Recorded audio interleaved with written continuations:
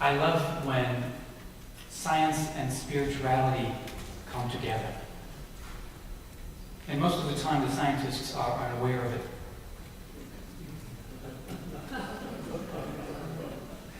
But I heard this amazing story on NPR the other day, and I thought, here is another key to happiness.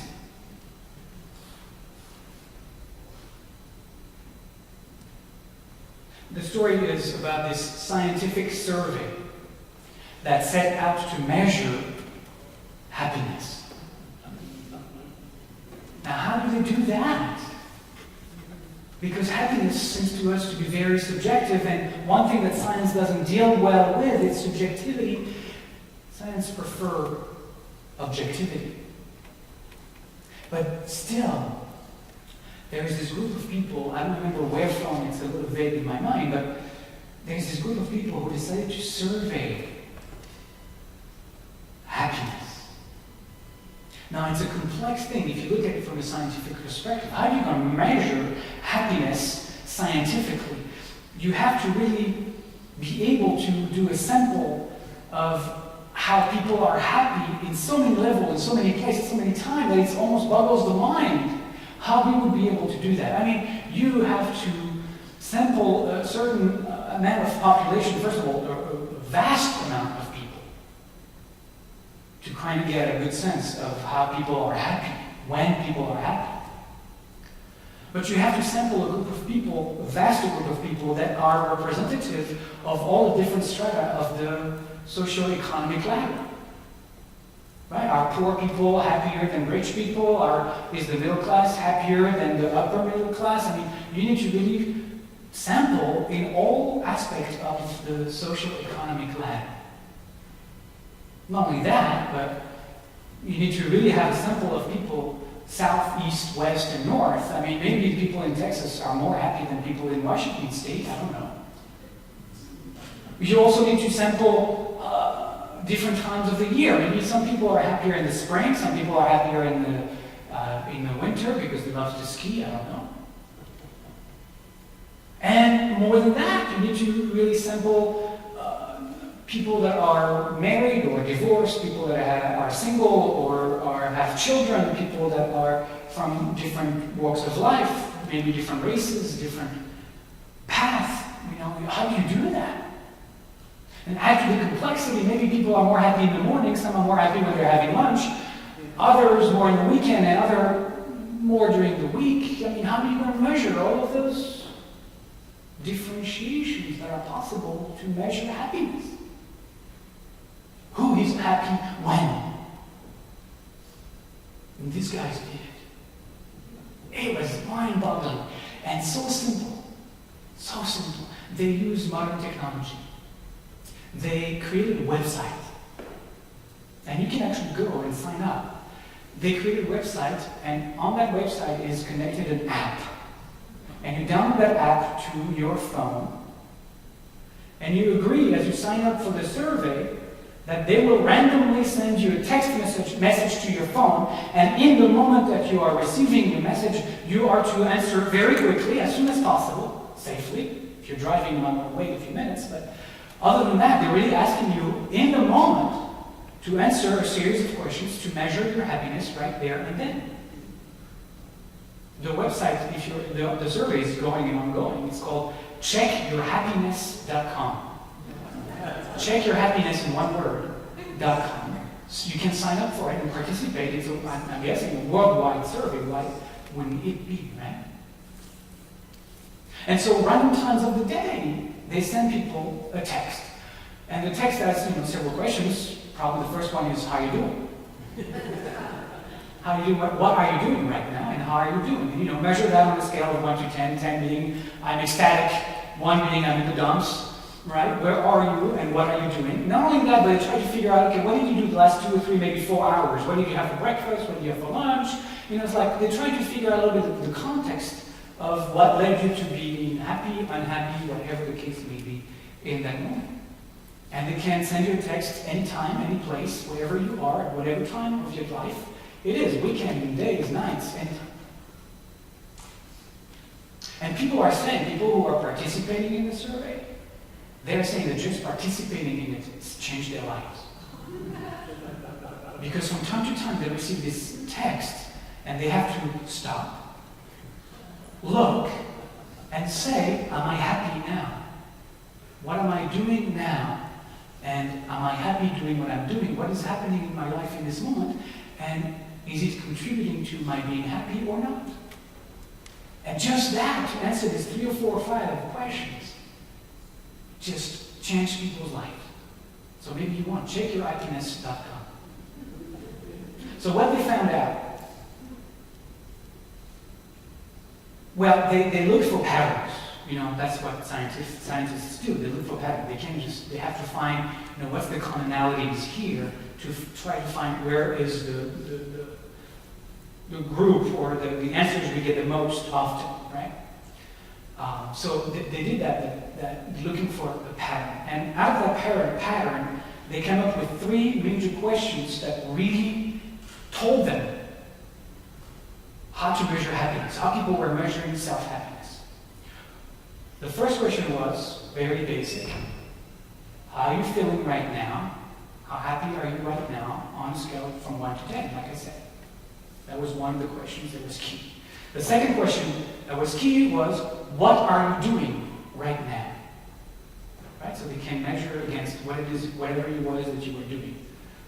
How happy that made you or not. The third question that was most important as a pattern to that survey was, are you thinking of something other than what you are doing right now? They found that was the key question that actually really helped them figure out if and why people were happy or not. Are you thinking about something other than what you are doing right now? In other words, is your mind wandering while you're doing whatever it is you're doing? And if you responded yes, then there was a follow-up question that said, are the thoughts that are arising for you right now in your wandering mind pleasant, unpleasant, or neutral? Overwhelmingly, and I don't remember exactly the percentage, but it was way up there, people responded that when their minds were wandering, their thoughts were overwhelmingly, most of the time, unpleasant. Unpleasant. They found out 4 things. 1, people are substantially less happy when their mind is wandering, no matter what it is they're doing. Even if what they're doing is pleasant, whatever they're doing, pleasant or unpleasant, they are substantially less happy if their mind is wandering. 2, people are happier when they are fully engaged and focused on what it is they are doing, even when what they are doing is unpleasant. Even when what they are doing is not what they would want to be doing, but if they are doing it fully, completely immersed and focused in it, they are happy. Crazy stuff. 3, like I said earlier, overwhelmingly when our minds wander, we overwhelmingly think unpleasant thoughts. We worry. We think about all the bad stuff that happened. We worry about what is going to happen. We tell ourselves all those terrible stories. And 4, which is very fascinating, people's minds, and fascinating, if you're in the spiritual world, you've known that for years, people's minds tend to wander no matter what they do. And I mean, the survey, the percentage is also way up there. No matter what we do, we find our minds wandering while we're doing it. And we're talking 80% of responders responded that is what's happening for them 80, 90% of the time. Except for one activity. There's one activity where only 10% of people responded that their mind was wandering, and that was when people were having sex. For that unique human activity, it seems that our minds are not wandering. Only 10% of people responded that yes, their mind anyways was wandering at that moment. However, it is fair to admit into the survey that of all of those who took the time to respond to the texting in that moment, 100% of them are now single.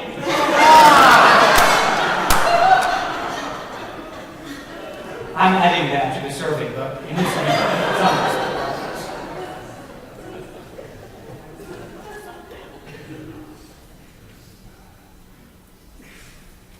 so the survey concluded that mind wandering is the major cause of our unhappiness.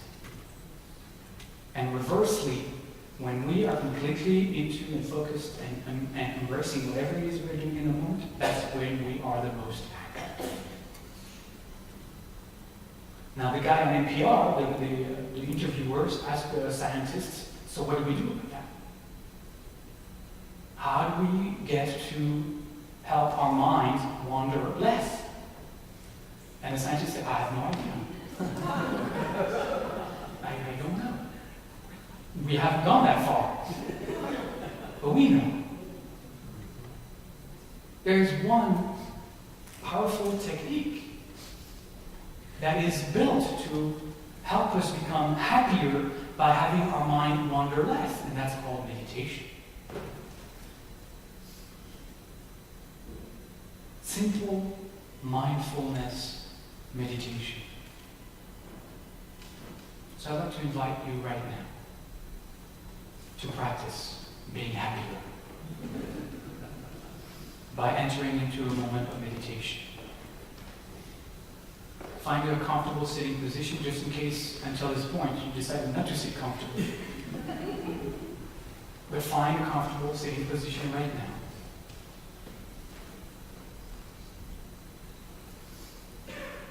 And what we'll do is we'll start with some music, just to bring us into the space, into the mood, to bring us into the meditation space.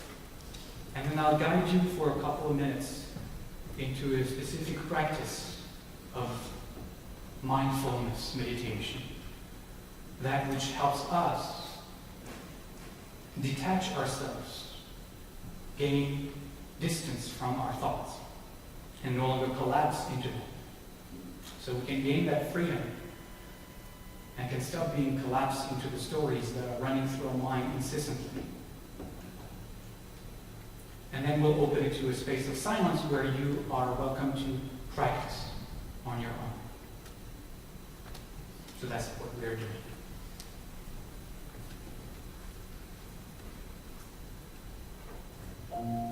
Oh,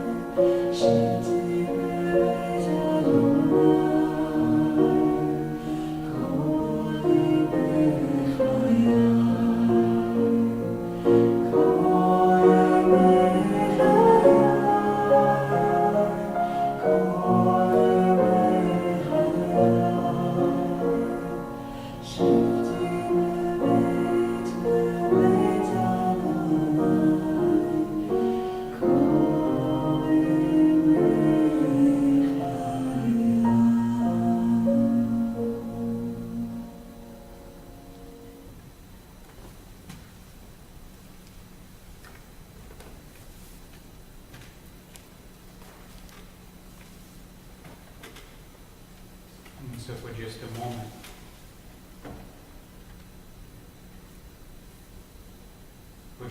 to find your breath.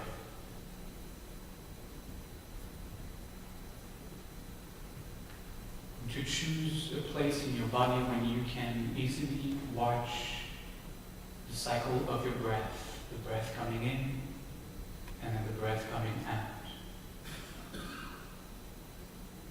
Perhaps to watch your belly rise and fall, rise and fall with each breath. Or if you prefer, to be present to the sensations of the air coming through your nostrils, in and out, in and out. Just whatever you choose one, and don't go back and forth to this one or that one. Just right now make a decision, which is the easiest for you to stay focused on, and just stay there. Very simple. Now don't try to make your breath breathe any specific way, any special meditative way. That doesn't work. Just let your breath do exactly what it did before you started paying attention to it. Breathing in and breathing out in its own rhythm. You're just there watching it.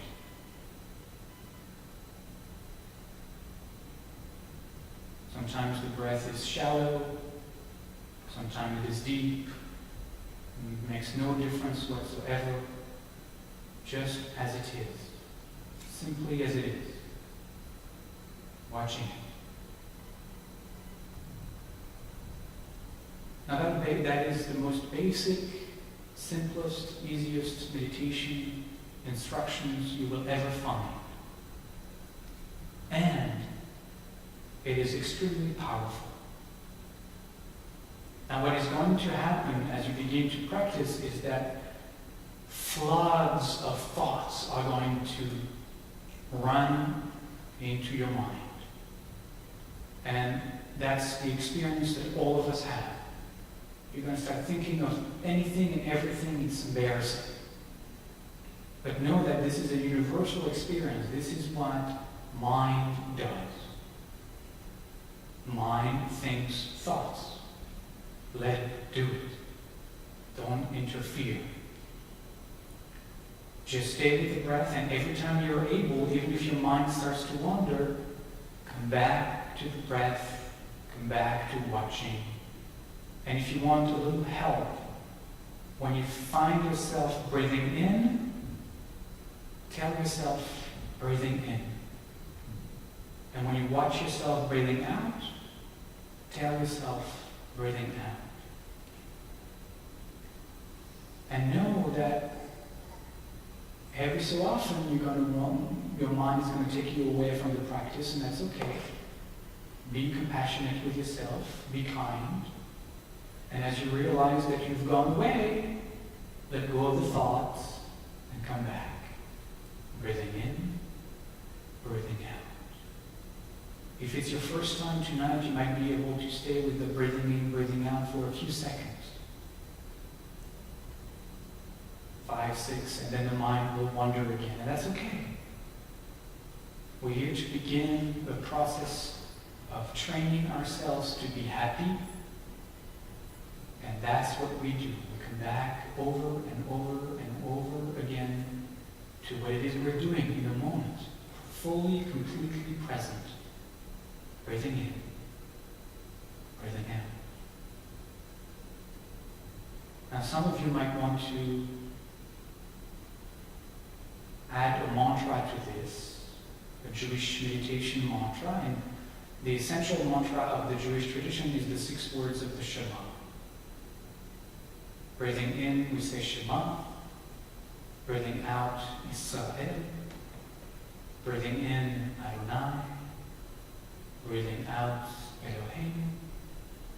Breathing in, Adonai. Breathing out, Echad. And back again, next inhale, Shema. So if that's your practice, feel free to pick up those words. And the same thing happens. Your mind will still wander away from the Shema, and that's okay. As soon as you realize you've gone away, come back. And the next time you breathe in, Shema. So whatever you pick, we're going to enter into a space of silence now and simply practice. Don't get frustrated. Remain calm and remain gentle with yourself. Breathe in with compassion and breathe out with care and love.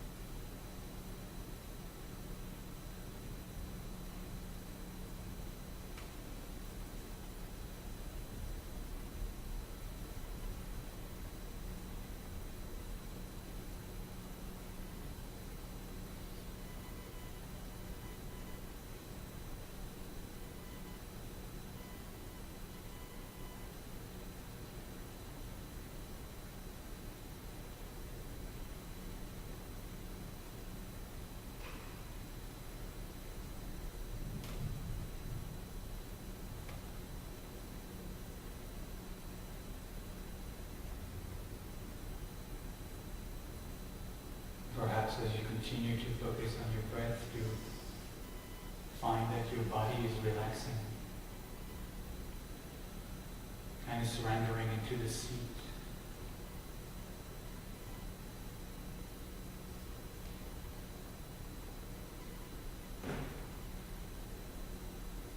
And as you breathe mindfully, you might find greater peace dawning on you.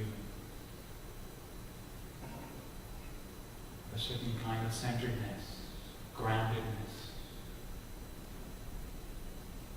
a wholeness.